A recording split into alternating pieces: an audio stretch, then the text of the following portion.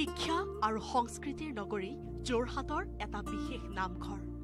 যাৰ প্ৰতিষ্ঠা হৈছিল জাতিৰ পিতা মহামানৱ মহাত্মা গান্ধীৰ কৰকমলেৰে জগতগুৰু মহাপুৰুষ শ্ৰীমন্ত শংকৰদেৱৰ দ্বাৰা প্ৰতিষ্ঠিত নামঘৰ অসমীয়া সমাজ জীৱনৰ এক অবিচ্ছেদ্য অংগ ১৪৬৮ চনত গুৰুজনাই নগাঁও জিলাৰ ঐতিহ্য ক্ষেত্ৰ বৰদোৱাত নামঘৰ সাজি অসমীয়া জাতিৰ প্ৰাণ প্ৰতিষ্ঠা কৰিছিল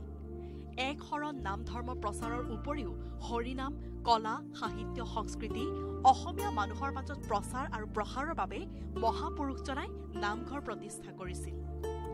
নামঘৰ কেৱল মাত্ৰ উপাসনাস্থলীয়ে নাছিল বৰং নামঘৰ আছিল অসমীয়া জাতিৰ বাবে গ্ৰাম্য আদালত স্বৰূপ সামাজিক অনুষ্ঠান য'ত গয়া ৰাইজৰ বিবাদ নিষ্পত্তি হৈছিল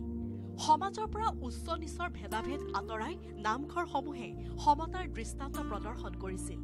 তেনে এটা বিশেষ নামঘৰ আছে যোৰহাটত স্বৰাজৰ বাৰ্তালৈ চাৰিবাৰকৈ অসম ভ্ৰমণলৈ আহিছিল বাপু ১৯৩৪ চনত যেতিয়া হৰিজন সফৰলৈ ওলাইছিল তেতিয়া গান্ধীয়ে অসমকো ভ্ৰমণৰ তালিকাৰ অন্তৰ্ভুক্ত কৰিছিল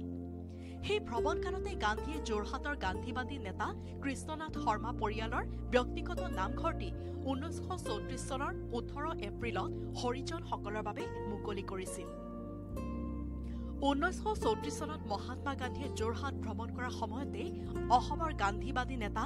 অসম গান্ধীখ্যাত হৰিজন বন্ধু কৃষ্ণনাথ শৰ্মাই নিজৰ নামঘৰটো হৰিজনসকলৰ বাবে মুকলি কৰি দিছিল যাতে সমাজত অস্পৃশ্য বুলি বিবেচিত লোকসকলে আৰাধনা কৰিব পাৰে কিন্তু ইয়াৰ বাবে নিজৰ সম্প্ৰদায়ৰ ৰোষত পৰি কৃষ্ণনাথ শৰ্মাৰ লগতে তেওঁৰ পৰিয়ালটোকো এঘৰীয়া কৰা হৈছিল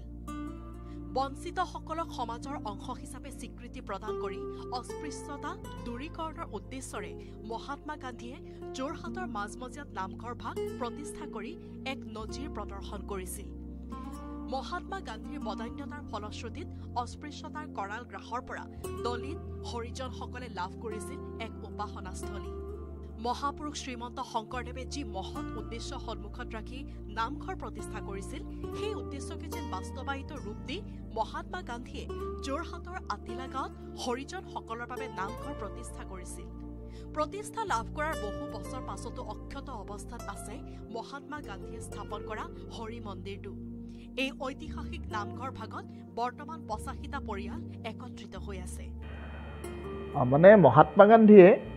হৰিজনসকলৰ কাৰণে বহুত কাম কৰিছিল বিশেষকৈ অস্পৃশ্যতা বৰ্জনটোক তেওঁ এটা আৰু এখন সমৰ সমাজ মানে জাতপাতহীন সমাজ গঢ়াৰ বাবে তেওঁ এটা প্ৰয়াস কৰিছিল যিটোক তেওঁ ৰামৰাজ্য বুলি কৈছিল এতিয়া কথা হ'ল তেখেতৰ নিখিল ভাৰত হৰিজন সংঘ গঠন হৈছিল য'ত সভাপতি আছিল অমৃতলাল খাকৰ আৰু তেখেতৰ উদ্যোগতে ১৯৩৪ চনত যেতিয়া মহাত্মা গান্ধীয়ে অসম ভ্ৰমণত আহিছিল আৰু বিশেষকৈ যোৰহাটত আছিল সেইটো সময়ত তেখেতে এই হৰিজনসকলৰ উন্নয়নৰ বাবে বা তেখেতসকলক সমাজৰ সকলোৰে লগত সমভাৱে সকলো ক্ষেত্ৰতে ভাগ ল'ব পৰা কৰাৰ বাবে তেখেতে বিশেষ উদ্যোগ লৈছিল আৰু অস্পৃশ্যতা বৰ্জনৰ ক্ষেত্ৰত বিভিন্ন কাৰ্যসূচী লৈছিল সেই বছৰটোতে আমি সকলোৱে জানো যে আমাৰ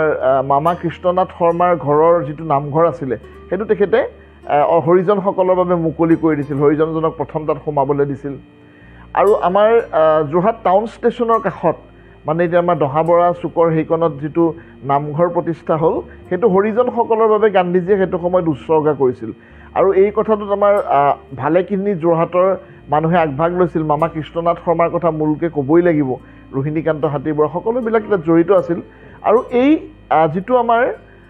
নামঘৰ আছিল সেই নামঘৰটো হৰিজনসকলৰ বাবে সেইদিনা মুকলি কৰাৰ বাবে তেখেত মাছৰহাট নামঘৰটো সোমাইছিল মানে যিটো সমাজত আমাৰ তথাকথিত উচ্চজাত নিম্নজাতৰ যিটো বিভাজন আছিল সেইটো মষিমূৰ কৰাৰ বাবে তেখেতে পদক্ষেপসমূহ লৈছিল আৰু পৰিকল্পিতভাৱে কৰা হৈছিল সেইকাৰণে নামঘৰটোৰ যিটো আমাৰ টাউন ষ্টেচনৰ ওচৰত নামঘৰ আছে তাৰ এটা বিশেষত্ব আছে যে মহামানৱ মহাত্মা গান্ধীয়ে বিশেষভাৱে ইয়াক হৰিজনসকলৰ বাবে মুকলি কৰি দিছিল